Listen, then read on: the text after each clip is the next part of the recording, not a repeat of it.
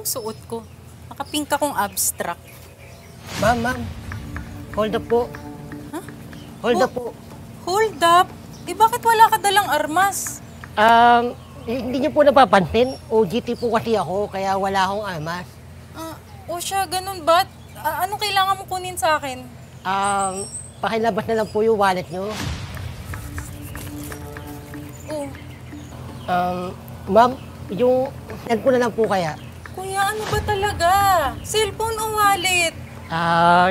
Pasensya na po kasi nalilito ako kung anong pipiliin ko. Ano po ba mas mahal? Yung cellphone nyo, yung wallet nyo. Magkano po ba naman ang wallet nyo? Yan, sandali.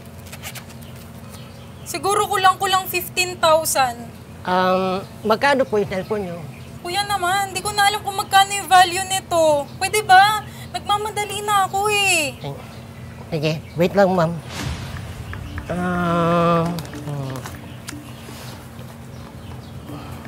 Kuya, ano ginagawa mo?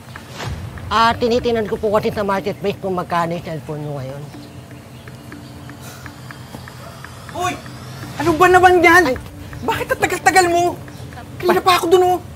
Teka, Sir, pasensya na po kasi. sino to? Ako po yung manager niya.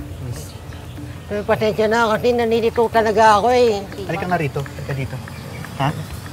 Ano ka ba? Hindi ka ba nag-orientation? Dapat kinuha mo pareho. Ganun po ba? Hindi ko po alam eh. Ay nako, kung ganyan ka ng ganyan ha, tatanggalin ka na lang namin sa trabaho. Huwag naman po. Sir, wala akong ibang pagkakitaan. Maawa ka, sir. Breadwinner ako, sir. Nakita mo, wawa ako, sir.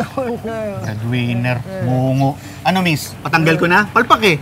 Naku, wag naman siguro tanggalin agad. Kahit pagsabihan mo na lang muna. Pasalamat ka, mabait to si ma'am. Sige ma'am, pasensya na. Salamat. Oh, teka, hindi nyo na itutuloy?